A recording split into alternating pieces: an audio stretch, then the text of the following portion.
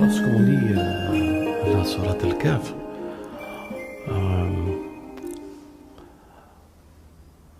elle n'est pas facile à saisir le symbole et tout se cache dans cette sourate uniquement à ceux qui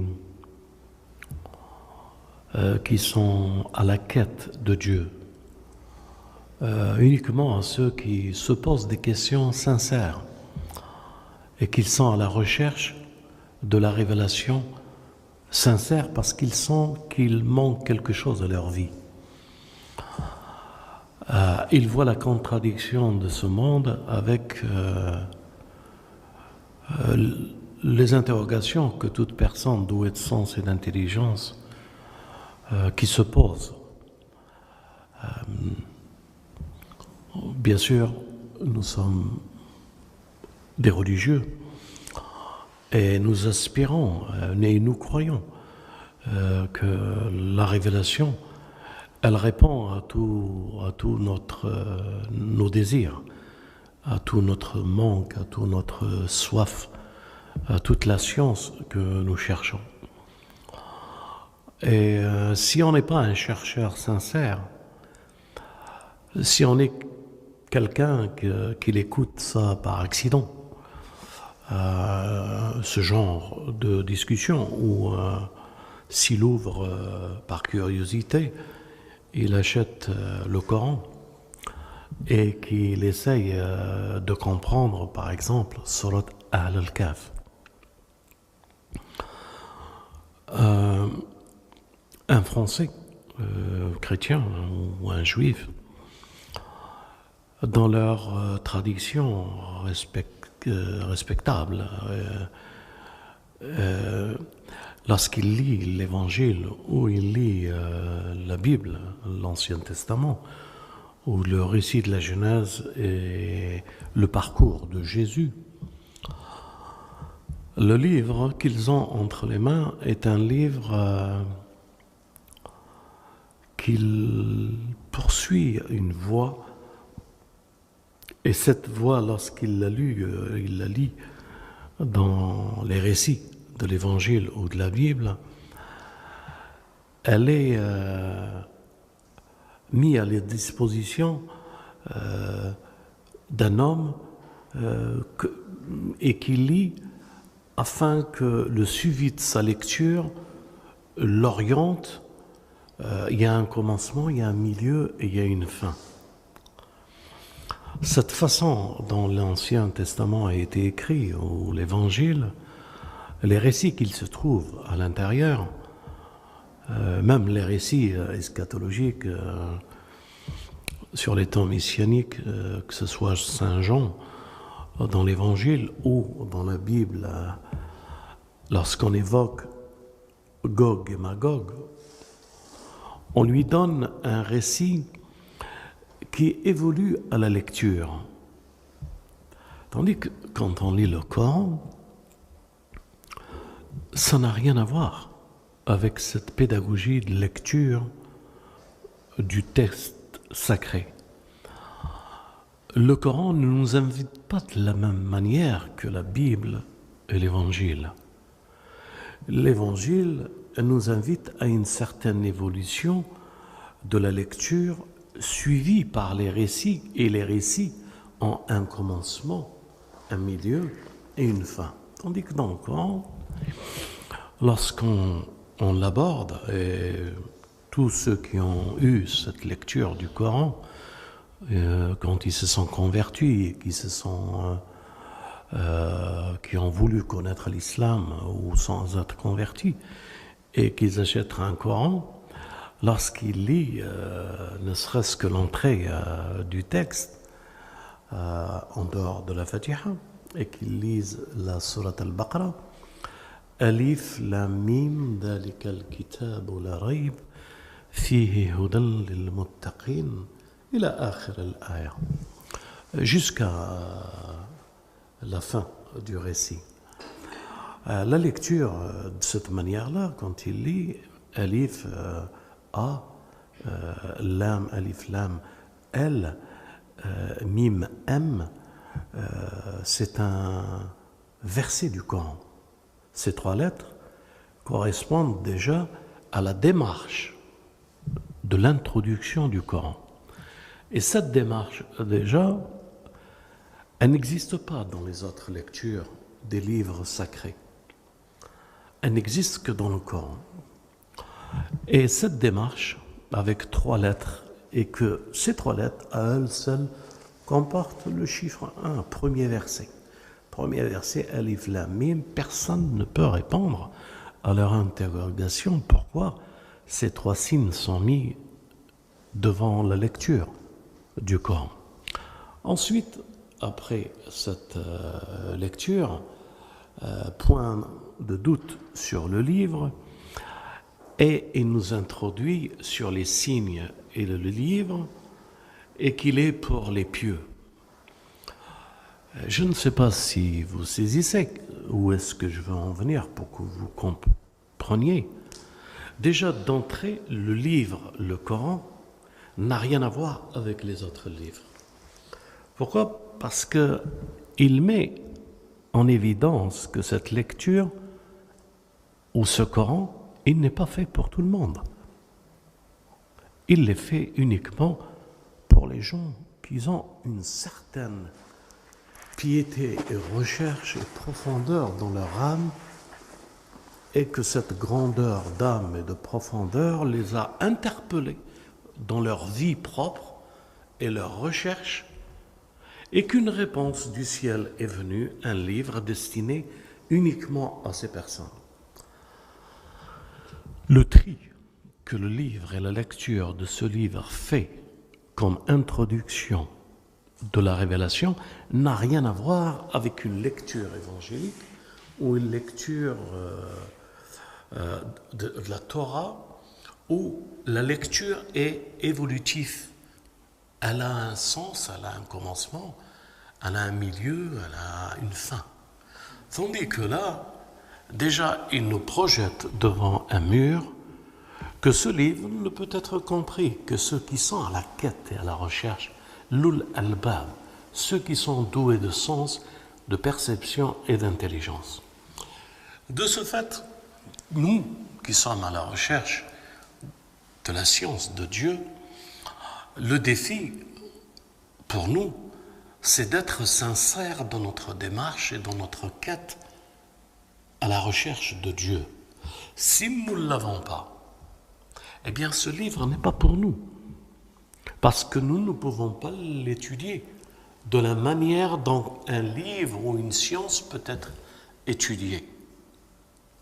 Je m'explique peut-être un peu difficile, mais je vais essayer d'être un peu plus clair. Le prophète, Dieu dit de lui qu'il nous a envoyé quelqu'un, un ummi. Je ne voudrais pas traduire ce terme ummi comme beaucoup de personnes l'ont traduit.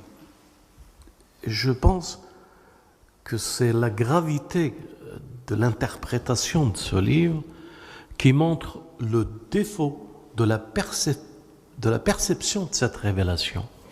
Si on le traduit par illettré, ummi, cela veut dire illettré, c'est quelqu'un qui ne sait pas lire, qui ne connaît pas les lettres.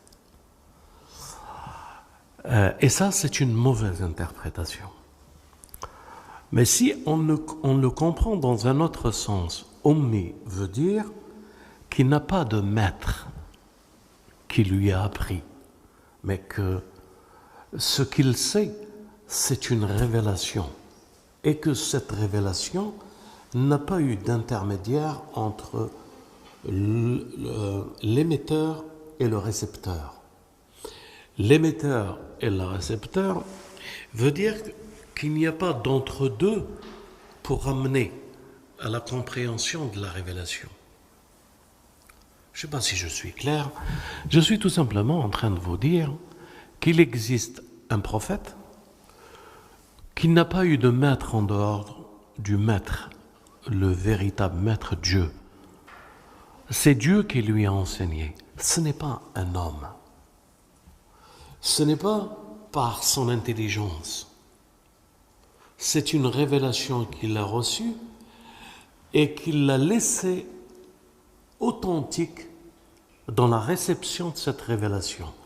À cette révélation authentique de réception, il n'y a pas eu d'autres mélanges, d'autres choses qui ont participé à l'évolution de ce messager pour le comprendre. C'est-à-dire qu'il était le réceptacle, il n'avait pas omis, il n'avait pas quelque chose d'extérieur. Omis en langue arabe, si on le traduit, c'est une personne qui est restée à son origine. Et son origine, c'est une mère qui l'a donnée. Sa naissance originale n'a pas eu de conséquences pour sa raison. C'est-à-dire, il n'y a pas eu quelqu'un qui lui apprend. C'est complètement différent de penser ummi, quelqu'un qui ne sait pas lire. Quelqu'un qui est ummi, il est resté pur dans sa nature. Et c'est cette pureté de sa nature que Dieu influe, fait descendre la révélation et l'ange pour qu'il lui transmet dans le cœur la révélation. Peut-être vous ne saisissez pas ce que je suis en train d'essayer de vous expliquer. Quelqu'un qui reste à l'état originel comme Dieu l'a créé, c'est quelqu'un qui a tous les moyens parfaits pour recevoir de son origine. Le messager de Dieu disait que tout enfant qui naît soumis. Soumis veut dire soumis aux lois universelles de la création. Et soumis, ça veut dire que son origine, c'est sa soumission, c'est pour ça qu'il s'est fait existence. Quelqu'un qui ne se soumet pas à cette existence ne peut pas être. Donc, c'est parce qu'il a accepté dans le ventre de sa mère, dans la conception, d'être la forme qu'il prendra et d'être soumis à cette forme, soumis à tout son environnement, aux périodes, aux 9 mois avant d'apparaître, qu'il est apparu. Et le prophète disait que tout enfant est né soumis, c'est-à-dire est né musulman, et c'est ses parents qu'ils feront de lui un chrétien, un juif, un musulman ou un athée.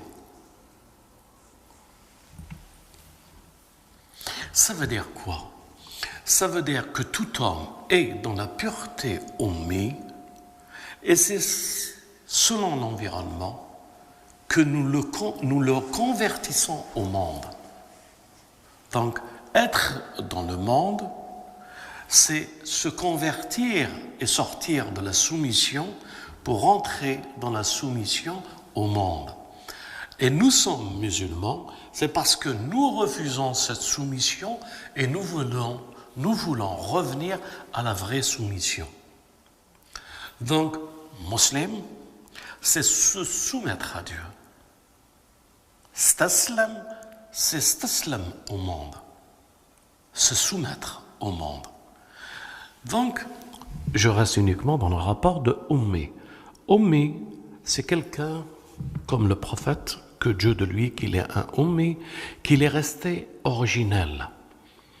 Et c'est ce prophète originel que Dieu a fait descendre dans vos âmes. Il y a un autre verset qui dit « Min anfusikum » ummi, ce messager.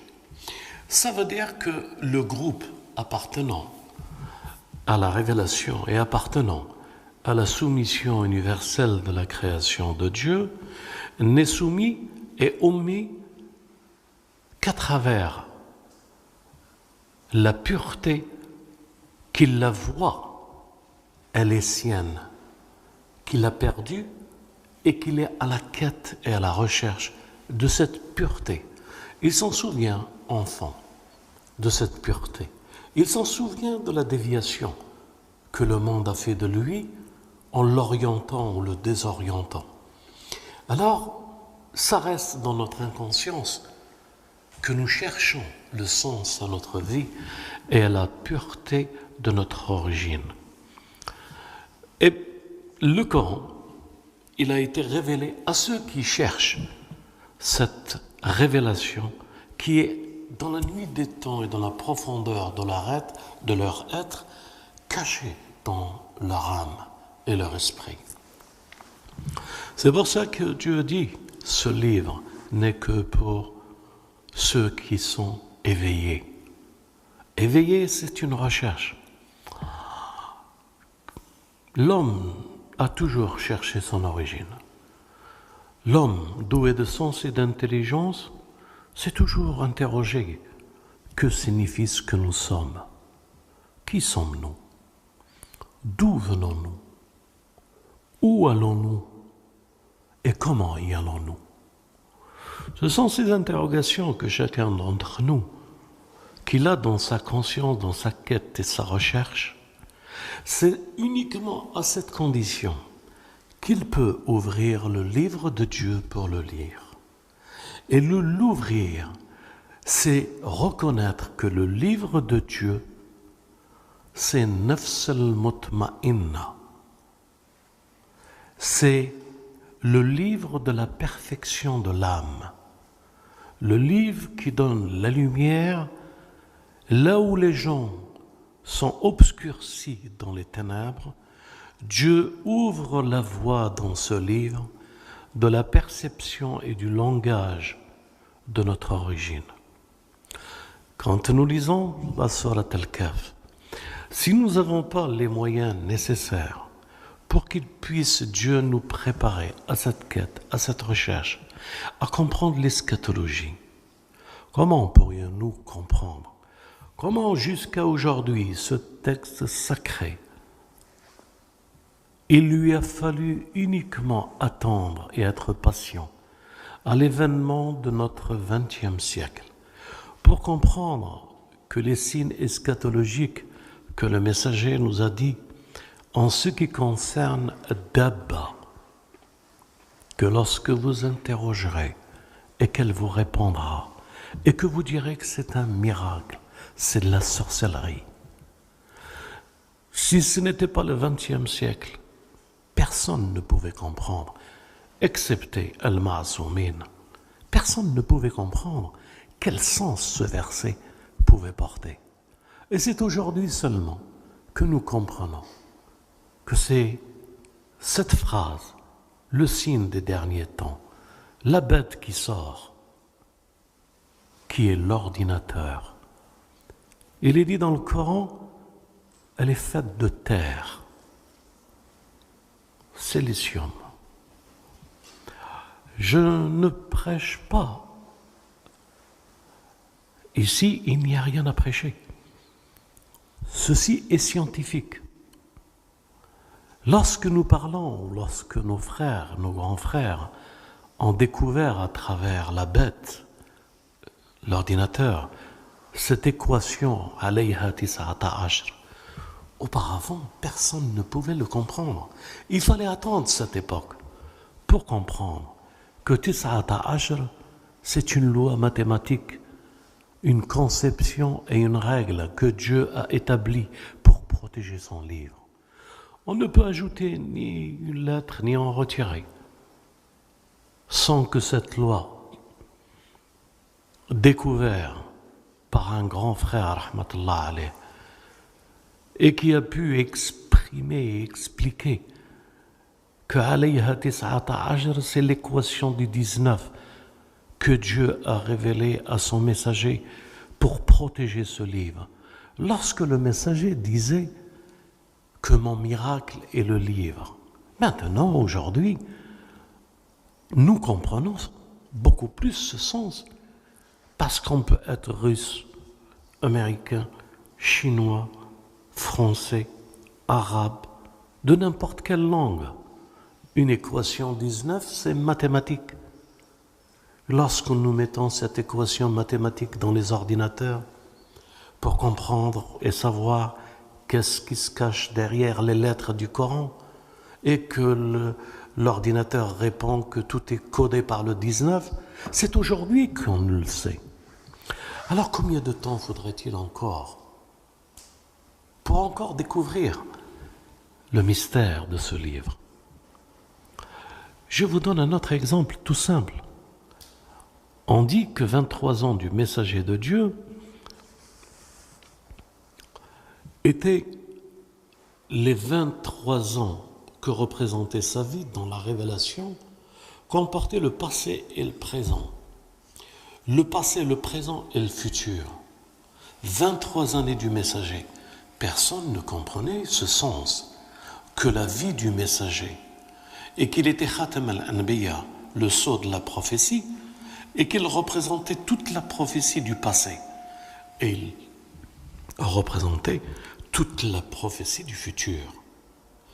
Mais personne ne comprenait que ces 23 ans du notre bien-aimé messager étaient jusqu'à la dernière destinée de notre humanité, que tout y était. Ça veut dire 1400 années. Aujourd'hui, nous pouvons lire dans les 23 ans 1400 années d'histoire dans 23 ans. Personne avant ne pouvait l'expliquer.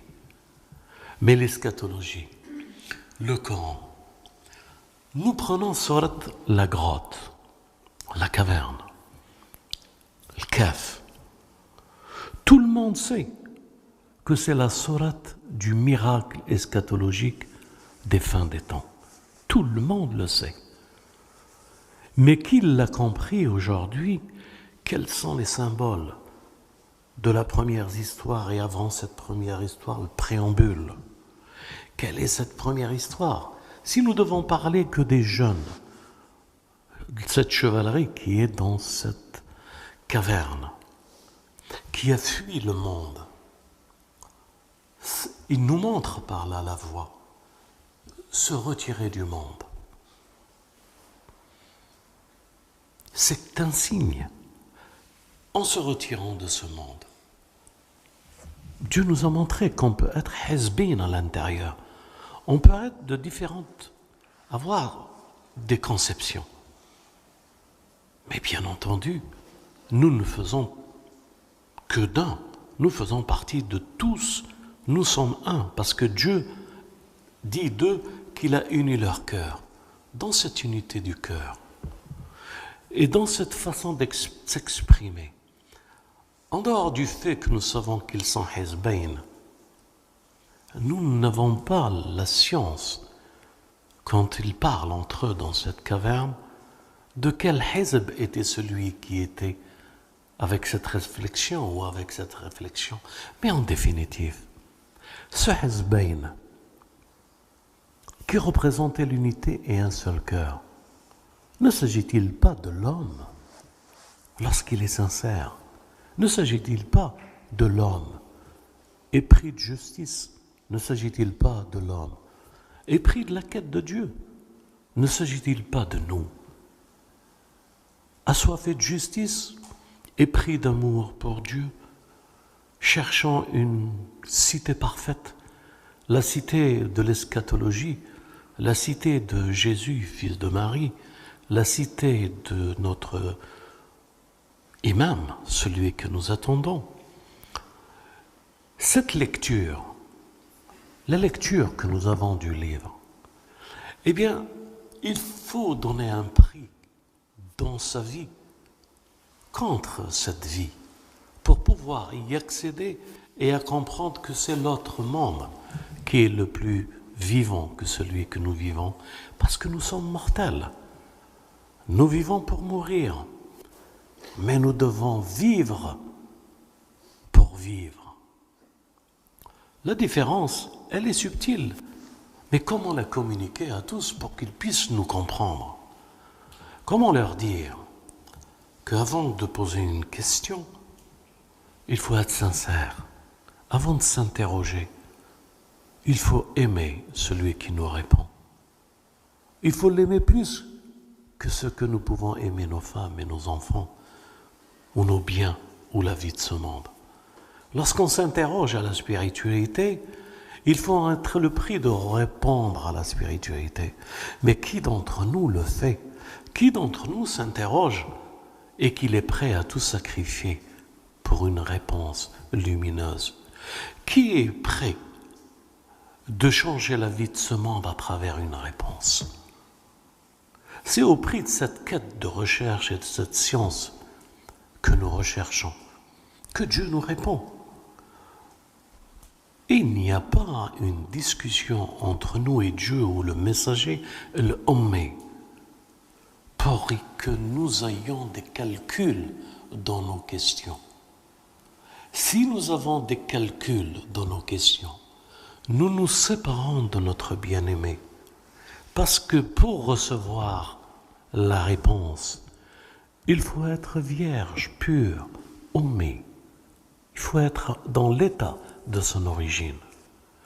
On ne peut pas comprendre si on ne dépose pas ce que nous croyons posséder comme force, comme puissance, comme gloire, comme richesse devant la porte de l'humilité. C'est dans notre humilité que nous devenons Ummi. C'est dans cette Ummi que nous recevons de notre Ummi. Chez nous, dans la gnose, dans la vérité toute simple. Nous n'avons pas d'académie, nous n'avons pas de doctorat. Nous sommes des Ummi. C'est ce prix de Ummi que tous les gnostiques abandonnent leur vie et vont en se dépouillant pour se rhabiller de ce nouveau vêtement de la spiritualité. C'est ça l'histoire des gens, des Ahl al-Kahf. Ils se sont dépouillés de tout ce qui n'était pas Dieu et cherchaient refuge auprès de Dieu dans la cité de l'Esprit Saint, de Ruh al-Quds, pour se purifier dans l'attente d'être dans le monde eschatologique de Jésus et de Muhammad al-Mahdi. Allahumma salli ala Muhammad wa ali Muhammad. Mes frères et sœurs, qu'en préambule, la quête et la présentation de cette table garnie comme l'a eu Jésus, fils de Marie, et les apôtres. Savez-vous, ou rappelez-vous, je dirais tout simplement, lorsqu'ils ont demandé cette table à Jésus, Dieu leur a dit, méfiez-vous après que vous l'aurez reçu. J'espère que vous vous rappelez de ce verset. Elle devenait pour eux quelque chose de plus que sacré que lorsque Dieu répond. Imaginez-vous que nous demandons à comprendre et à descendre cette table garnie de science, de vérité, de scatologie, de Dhul-Qarnayn, de Khidr et Moïse, de l'homme des deux jardins. Tout ceci, mes frères et sœurs, leur conclusion est que j'aurais aimé, à la prochaine discussion, parler uniquement d'Ahl al-Kahf, puis après parler uniquement les gens des deux jardins, puis après parler uniquement de Khidr et de Moïse, et puis après parler uniquement de Dhul-Qarnayn et de ces 3 voyages qu'il a fait, et de parler uniquement de ce paradis qu'il descend après Dhul-Qarnayn et qu'il s'appelle le Firdaus, qu'il descend sur terre. Mes frères et sœurs, nous croyons en Dieu. Il n'y a point d'autre divinité que lui. Notre espoir, notre avenir, nous lui appartenons. C'est notre force, c'est notre science, c'est notre remède. Il n'y a point d'autre Dieu que lui, ni à l'est ni à l'ouest. Il est unique dans sa grandeur et sa splendeur. C'est le Créateur, C'est le pourvoyeur de tout ce que nous avons besoin. C'est ça la foi première. Nous disons qu'il n'y a point d'autre divinité que lui, l'unique, sans associé, qui n'a point eu d'enfant, qui n'a point d'associé dans ce monde.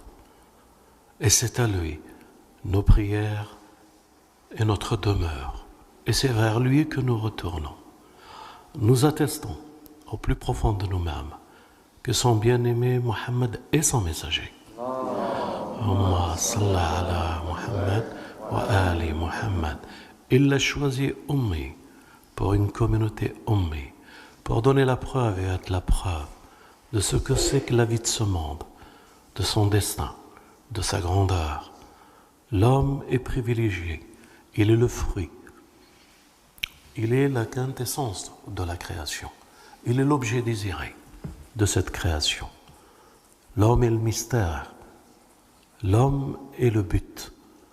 Donc c'est cet homme, pieux, recherchant la face de Dieu glorieuse, c'est cet homme qui s'effacera en laissant que cette face glorieuse de Dieu, que nous cherchons à marcher derrière, cherchons à vivre dans sa proximité.